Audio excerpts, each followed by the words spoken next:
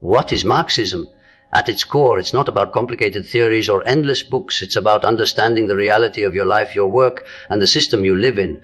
Marxism says this: the world you see around you is not built on freedom, it's built on power. The rich stay rich because of the labor of the poor. Success, as society defines it, is often designed to keep you chasing while others benefit from your struggle. In simple words, Marxism is about opening your eyes to how money, work, and power truly operate. It's about seeing that the system was never built for you to win, it was built for you to keep it running.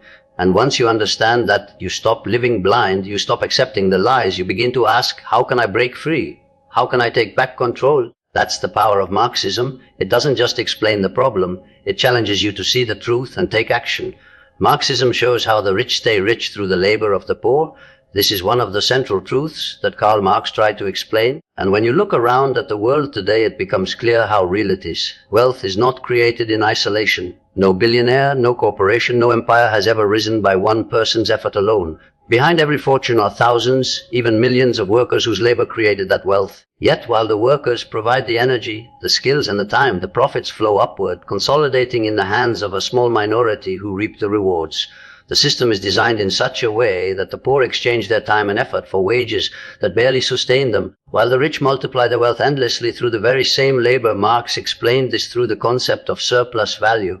A worker may put in 8 hours of labor, producing goods or services that generate far more money than what they are paid. The difference between what the worker is paid and the value they create goes into the pockets of the owner, the capitalist. This is how the system ensures that the more the poor work, the richer the wealthy become. It is not just about hard work or talent, it is about ownership. Those who own the factories, the land, the companies, or the technology control the system. Those who only sell their labor are trapped in an endless cycle where their effort enriches someone else more than it ever enriches them. Think about it in today's world. Tech giants earn billions in profit every quarter. Who makes that possible? The engineers, the coders, the delivery drivers, the warehouse workers, the customer service staff. They are the backbone of the company, yet their salaries are often just enough to survive, while the executives and shareholders grow unimaginably wealthy. This is not a flaw of the system, it is the design of the system. It is how the rich remain rich. The poor generate the value, the rich collect the profit. And because ownership remains concentrated in the hands of the few, the cycle repeats endlessly. Marx saw this not only as unfair but as a form of exploitation. The working class provides the labor that keeps society functioning, building roads, growing food, teaching children, caring for the sick, manufacturing goods, yet they often struggle to afford the very things they produce. The capitalist, on the other hand, does not need to labor in the same way. Their wealth grows not because they work harder, but because they control the system that ensures others work for them. The idea that anyone can become rich if they simply work hard is a myth that hides this truth. In reality, the system is rigged to benefit those who already hold capital and property, even the promise of mobility, climbing the ladder, earning promotions, saving enough to make it, keeps workers striving within the same structure that exploits them. For every one person who breaks through, countless others remain stuck.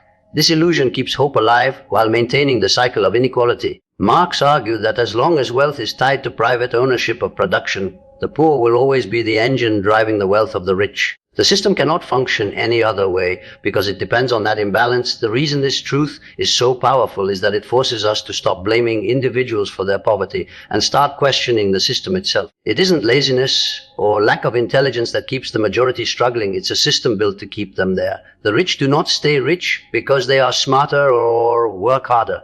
They stay rich because the labor of millions sustains them, and because the system is structured to protect their position. This is why wealth inequality continues to grow decade after decade. The poor keep working harder, yet the gap widens. The rich stay rich not because of merit, but because the system ensures they never lose the advantage that ownership provides. Marxism, when stripped down to its essence, shows us that the division between the rich and poor is not natural. It is constructed, it is not permanent, but it is maintained by the rules of capitalism that reward ownership over labor. The more you understand this, the more you see that the struggle is not about individuals failing or succeeding, but about an entire system built to benefit a minority at the expense of the majority. Marxism reveals that success in society is designed to keep you chasing, not winning. From the moment you are a child, you are taught to believe in the idea of success as something you must strive for. Go to school, get good grades, find a job, work hard, climb the ladder, and eventually you will achieve the dream. It sounds simple, it sounds fair, But when you look closely, the goalposts are always moving. Every time you reach one level of success, the system presents another one, convincing you that you are still not there. You earn a paycheck, but now you need a promotion. You get a promotion, but now you need to own a house. You buy a house, but now you need a bigger one. You secure a car, but now you want a newer model. The cycle never ends because it was never meant to end. Success, as defined by this system, is not a destination. It is a treadmill designed to keep you running. Karl Marx recognized this trap in the way capitalism motivates people. Workers are promised reward for their effort, but what they are truly given is just enough to keep them moving forward without ever allowing them to escape the cycle. It is a deliberate design. Dangle the idea of success in front of people like a carrot, and they will keep laboring, believing they are on their way to freedom, when in reality they are only sustaining the system that profits from their endless striving. The dream of success keeps people disciplined, obedient, and hopeful, but it is rarely fulfilled in the way it is promised. The illusion of success also plays on comparison. Society constantly bombards you with images of what success looks like: luxury lifestyles, expensive vacations, celebrity status, material possessions. You are told that if you don't have these things, you are not successful, no matter how hard you work or how much progress you make. This creates a culture where people are always chasing more, never satisfied, always feeling inadequate. Marx understood that this was not accidental but built into the system, because dissatisfaction keeps people buying, working, and striving, which in turn keeps wealth flowing upward to the few who control resources. Even in the workplace, success is manipulated. Workers are given titles, promotions, or small pay raises as rewards, but these are often just enough to maintain loyalty and motivation. The real wealth created by their labor goes to the owners, while the worker feels like they are advancing, even though they remain trapped in the same structure. Marx called this alienation, the feeling that despite all your effort, the fruits of your labor are not truly yours. You work harder, but your success feeds someone else's empire more than it builds your own life. In this way, the system keeps you busy chasing recognition, while true power and freedom remain out of reach. The system also convinces you that success is an individual pursuit. It tells you that if you fail to achieve it, the fault is yours alone.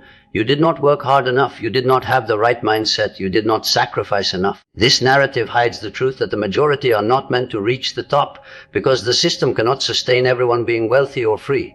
It needs the many to remain working, consuming, and striving in order for the few to continue benefiting. By blaming the individual, the system maintains its control and avoids scrutiny. Marx's philosophy rips away that veil and shows that success, as sold by society, is often an illusion designed to keep you busy while your true potential is drained. When you understand this, you see why so many people spend their entire lives chasing success but never feel complete. They achieve some of the goals, but the satisfaction fades quickly because the system always introduces a new measure. True fulfillment never arrives because the definition of success is not yours. It is given to you by a society that profits from keeping you unsatisfied.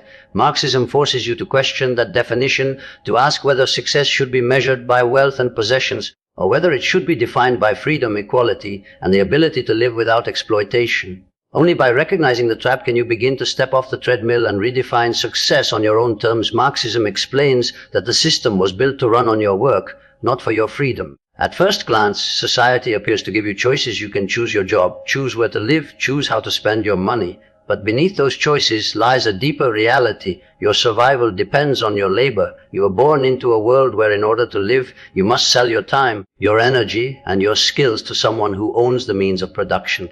Your work becomes the engine that drives the entire system. Yet the freedom you are promised is never fully realized because the structure is not designed to liberate you. It is designed to use you. Karl Marx made this clear through his concept of wage labor. In capitalism, the worker is free in name only. You are not chained to a master like in slavery or bound to land like in feudalism, but you are bound by necessity. You must work to survive, and because you do not own the resources, factories, or companies, you must work for those who do. This is what Marx called double freedom. You are free from owning property and free to sell your labor, but in reality, that freedom is an illusion.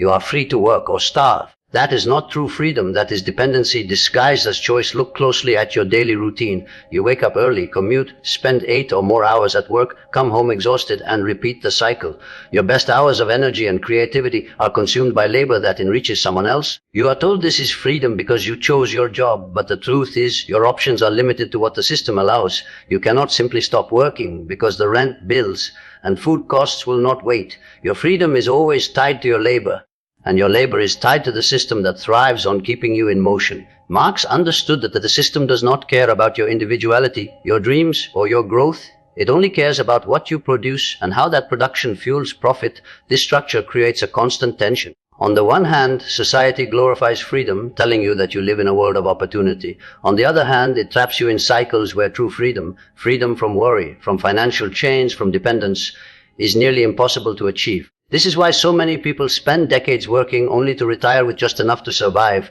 Their entire lives were spent fueling a system that rewarded them with survival, not liberation. Marx argued that this is not a mistake or an accident. The system was built this way, and it continues to function because the majority of people accept it as normal. Even the moments of so-called freedom you do get are still tied back to labor. The weekend is only meaningful because the work week dominates your life. Vacations exist as temporary escapes before returning to the grind. Consumer goods, entertainment, and distractions are offered as ways to make you feel free, but they are only accessible through the wages you earn by laboring.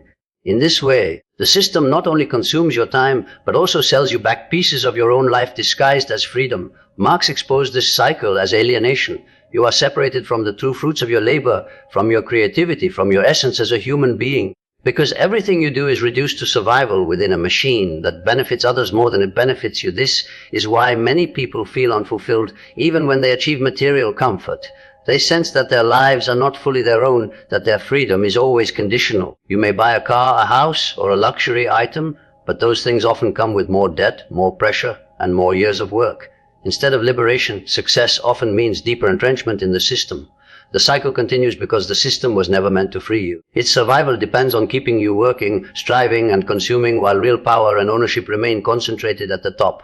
Marxism brings clarity to this truth, showing that the freedom you are promised under capitalism is not real freedom, but a carefully structured illusion designed to keep the system running on your labor.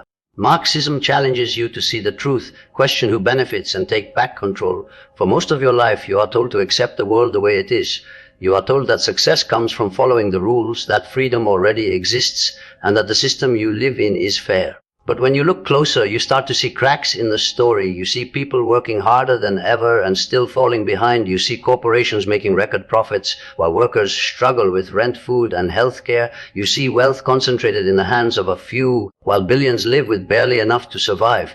Karl Marx's philosophy pushes you to ask the uncomfortable question: if the system is truly fair, then why does inequality only keep growing? To see the truth means stripping away the illusions that society feeds you. The illusion that hard work guarantees wealth, the illusion that freedom means choice when most of your choices are limited by money, the illusion that poverty is caused by laziness instead of exploitation. These illusions are powerful because they keep people obedient. As long as you believe them, you continue to chase goals defined by others, measure your worth by standards set by the system, and accept struggles as your own fault.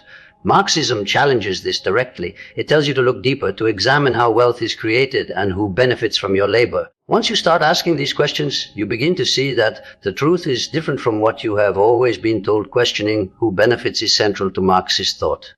In every transaction, in every hour of work, in every product you buy, someone benefits more than others. A worker spends 8 hours producing value, but who gains the most from that value? The worker receives wages, but the owner receives profit. A consumer spends money, but who ultimately takes the largest share of it? A handful of corporations that dominate the market. When governments pass laws, who benefits? Often it is the wealthy whose influence shapes policies to protect their interests. These patterns repeat everywhere, showing that the system is not neutral. It consistently tilts in favor of those who already hold wealth and power. By asking who benefits, you begin to trace the lines of control that keep inequality alive. Taking back control does not mean instant escape from the system, but it does mean rejecting the illusions that keep you trapped. It means realizing that the standards of success you were taught are not the only standards. It means refusing to measure your life only by wealth, possessions, or titles. It means questioning why you are working, who you are working for, and whether your energy is building your future or only enriching someone else's. Taking back control is also about awareness. When you see how the system works, you stop blaming yourself and start recognizing the larger forces at play. This awareness is the first step toward change, both personal and collective. Marx emphasized that real power lies in unity. As long as individuals remain isolated, blaming themselves for their struggles, the system remains strong. But when people see the truth and come together, they realize that their combined power is far greater than that of the few who control wealth. This is why questioning the system is dangerous to those in power, because once people recognize exploitation, they begin to demand fairness. Taking back control then is not just about personal mindset, but about collective strength. It is about reclaiming dignity, refusing to accept exploitation as normal, and building a vision of success that serves humanity instead of only profit. The truth is often uncomfortable because it forces you to admit that much of what you believed was designed to control you. But truth is also liberating, because once you see clearly, you cannot be deceived in the same way again. Marxism gives you the lens to see through the lies, to ask the hard questions, and to realize that the system was never built for your freedom but for your labor. Taking back control starts with refusing to live blind, with reclaiming your ability to question, and with choosing to define life on your own terms instead of the terms handed to you.